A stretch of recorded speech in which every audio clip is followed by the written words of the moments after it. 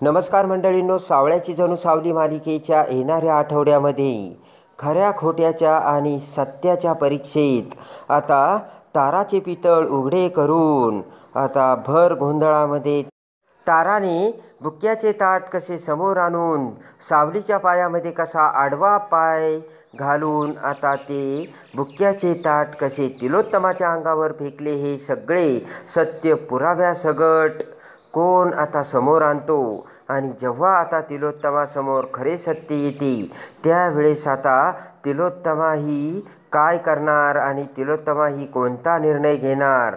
आणि खरे सत्य ज्यावेळेस आता तिलोत्तमासमोर येते त्यावेळेस मात्र पिसाळलेली तिलोत्तमा आता ताराचा हात धरून ताराला फरफटत बाहेर घेऊन जात ताराला काय सांगते आणि ताराला तिची जागा आउटहाऊसमध्ये कशी दाखवून देते, हे सगळं या व्हिडिओमध्ये आपल्याला पाहावयास मिळणार आहे.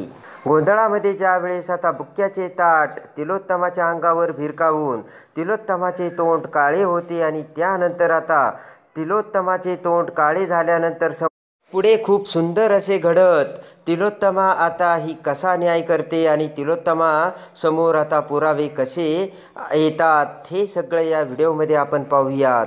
त्यामध्ये आता मेंदळ्यांच्या घरात चंद्रकांतरावांनी जागर आणि गोंधळाचा कार्यक्रम घालण्याचे ठरवतात. सगळी तयारी होऊन आता केवळ कर्तव्य म्हणून तिलोत्तमा त्या कार्यक्रमामध्ये हजर राहिलेली असते. आणि इकडे हात जोडून सावलीने सुद्धा तिलोत्तमाला गृहलक्ष्मी या नात्याने तिथे थांबावयास सांगितलेले असतं. आणि त्यानंतर मात्र इकडे पूजेची भन्नाट तयारी करून सावलीने पूजेसाठी स्वयंपाक तयार केलेला असतो. पण तो स्वयंपाक आता ऐश्वर्याने सांगितल्यामुळे ताराने त्यामध्ये पाणी टाकलेलं असतं खरं, पण वेळीच सावलीच्या ते लक्षात येऊन अमृताच्या मदतीने पुन्हा आता तो स्वयंपाक अगदी सावलीने व्यवस्थित केलेला असतो आणि गोंधळ्यांना व्यवस्थित जेवू घातलेलं असतं. आणि खरंच खूप स्वयंपाक छान झाल्याचे गोंधळीने सांगताच पुन्हा एकदा सावली खुश झालेली असते.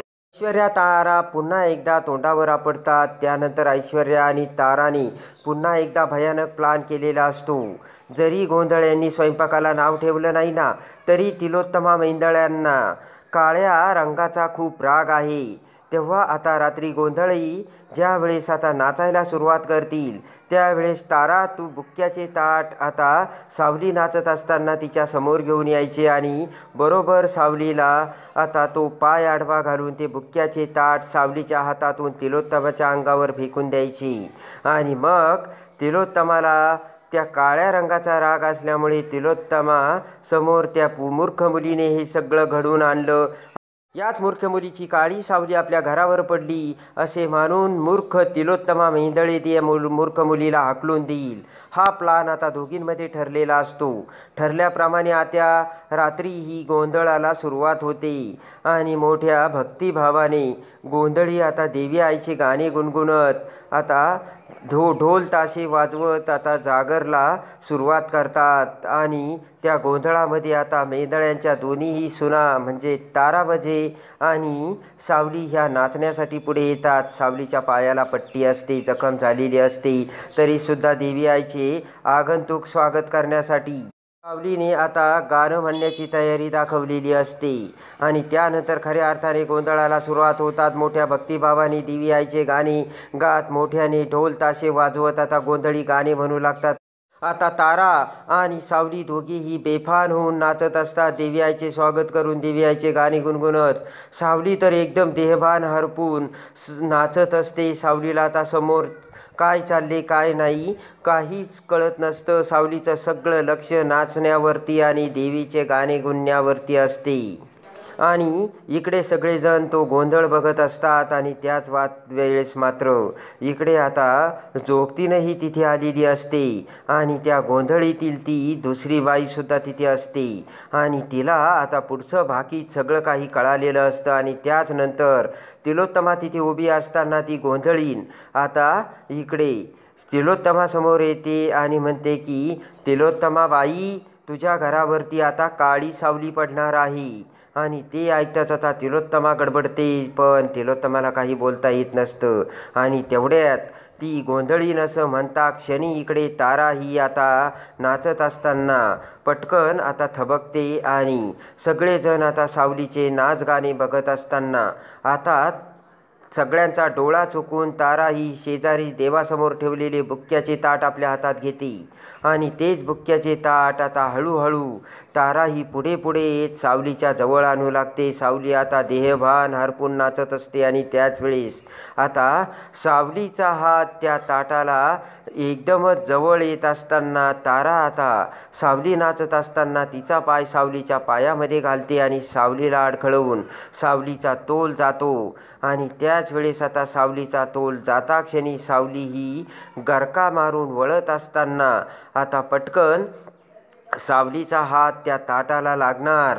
तोच तारा ते बुक्क्याचे ताट अगोदरच तिलोत्तमाच्या दिशेने वर हवेत भिरकावते आणि त्याच वेळेस आता सारंग त्याच्या चाणक्य नजरेतून हे बघत असतो आणि लगेच आता पळतच सारंग हा तिथे येऊन सावलीला धरतो आणि त्याच वेळेस त्या ताटातील सगळा बुक्का आता तिलोत्तमाच्या अंगावर उडून तिलोत्तमाचे सगळे तोंड काळे होते आणि आता तिलोत्तमाला खूप राग येतो. हे काय झालं आणि कसं झालं याचा क्षणाचाही विचार न करता तिलोत्तमा समोर बघते आणि समोर आता सावलीला बघताच हे सगळं सावलीने केलं. सावलीचाच ताटाला हात लागला म्हणून आपल्या अंगावर हा बुक्का सांडला आणि ही गोंधळीन म्हणाली होती, काळी सावली तुझ्या घरावर पडली. ती काळी सावली म्हणजे सावलीच आहे हे आता तिलोत्तमाला समजून चुकलेलं असतं आणि रागाने तिलोत्तमा आता पुढे येते. आता सावली ही सारंगच्या मिठीत असते. बोट करत तिलोत्तमा म्हणते की ही मूर्ख मुलगी, मला माहीत होतं की तूच माझ्या घरावर पडलेली काळी सावली आहेस आणि ताबडतोब आत्ताची आत्ता तू माझ्या घरातून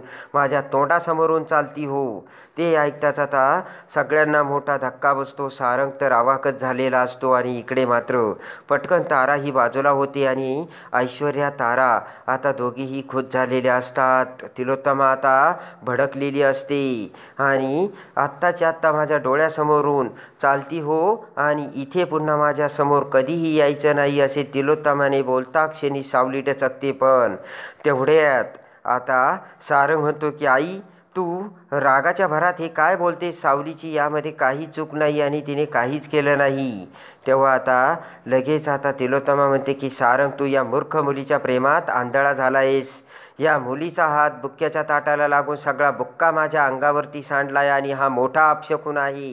आता मात्र सारंग भडकतो आणि सारंग म्हणतो आई अगं तू शुद्धीवर आहेस का?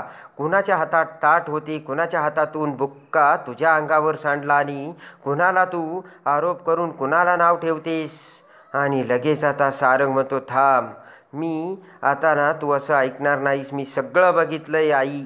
ज्या वेळेस ही तारा बुक्क्याचे ताट घेऊन समोर आली त्यावेळेस ताराने सावलीच्या मध्ये पाय घालून आता तो बुक्क्याचे ताट तुझ्या अंगावरती फेकले, तुला कळतंय का? तर आता तिलोत्तमा म्हणते की सारंग काहीही बोलू नकोस आणि तू त्या मूर्ख मुलीची बाजूही घेऊ नकोस. आणि तेवढ्यात आता ती गोंधळीन पुढे येते आणि म्हणते की तिलोत्तमाबाई तू चूक करतेस, तुझ्या घरावरती हीच काळी सावली पडली. पण ही काळी सावली कुणाची आहे? जिला तू नाव ठेवतेस तिची नाही. ती तर मोठ्या भक्तिभावाने देवीचे स्वागत करून देवीचे गाणे गात नाचत होती आणि देवीला प्रसन्न करून ठेवण्याचा प्रयत्न करत होती. पण तुझी ही दुसरी सून बुक्का घेऊन मध्ये आली आणि त्याच सुनेने काळी सावली तुझ्या अंगावर पडतात त्या सुनेकडून ताट तुझ्या अंगावर पडले, तुला समजतंय का? ते ऐकून आता तिलोत्तमाला धक्का बसतो आणि तेवढ्यात आता बबलू म्हणतो की थांबा, माझ्याकडे पुरावा आहे. आणि बबलूने त्या गोंधळाचा सगळा व्हिडिओ त्याच्या मोबाईलमध्ये काढलेला असतो आणि लगेच तो मोबाईल आता तिलोत्तमासमोर धरत बबलू म्हणतो हे बघा सत्य काय आहे. आणि एकदमच ते पिक्चर झूम करत प्रत्येक क्षणोक्षणी काय घडलं याची सगळा व्हिडिओ आता तिलोत्तमाने बघता क्षणी खूप मोठे सत्य आता समोर आलेले असते. आणि ते सत्य म्हणजे की ताराने एक खूप मोठी चूक केलेली असते आणि ज्या वेळेस बुक्क्याचे ताट तारा घेऊन येत असते आणि ज्या वेळेस तारा ही आता नाचत असलेल्या सावलीला पाय आडवा घालते त्याच वेळेस आता सावलीचा हात त्या ताटाला लागण्याच्या अगोदरच ताराने ते ताट तिलोत्तमाच्या दिशेने तिलोत्तमाच्या अंगावर भिरकवलेलं असतं आणि यामध्ये सावलीच्या ताटाला हातही लागलेला नसतो आणि सावलीच्या हातून ते ताट उडालेलं सुद्धा नसतं. हे सेम टू सेम त्या व्हिडिओमध्ये बघताच आता सारंग म्हणतो, बघितलं आई, रागाच्या भरात तू काय निर्णय घेतेस, जाणून बुजून या ताराने हे सगळं घडून आणलंय. ते ऐकताच आता तिलोत्तमाला ताराचा राग येतो आणि लगेच रागाच्या भरात तो व्हिडिओ बघताच पुरावा समोर येऊन तिलोत्तमाने रागाने ताराचा हात धरलेला असतो आणि लगेच आता तिलोत्तमा म्हणते की मी तुला माझ्या सोहमबरोबर तू लग्न केलं म्हणून तुला ही शिक्षा देत आहे, नाहीतर तुझं काय केलं असतं ना, तुला अंदाजसुद्धा नाही. असे म्हणत हात धरून फरफटत ओढत तिलोत्तमाने ताराला आता आउट हाऊसमध्ये राहण्याचे सांगितलेले असते आणि यापुढे तू माझं तोंड देखील बघायचं नाही, हे आता तिलोत्तमाने ताराला सांगितलेलं असतं. आणि ताराला फरफटत ओढत घेऊन तिलोत्तमाने आता आउट हाऊसचा रस्ता दाखवलेला असतो आणि ताराचे बिंब फुटत ताराचे पितळ उघडे पाडून खरे सत्य तिलोत्तमासमोर आलेले असते आणि सावलीला आज देवी आईच्या पुण्याने पुन्हा आता निर्दोष सिद्ध केलेले असते. आणि आता सावलीची पुण्याई कामाला येऊन तिलोत्तमा कसा सावलीचा स्वीकार करणार हे बघण्यासाठी आणि सावळ्याची जणू सावली मालिकेच्या डेली अपडेटसाठी बेल नोटिफिकेशनवर क्लिक करून आपल्या चॅनलला लाईक करा, सबस्क्राईब करा.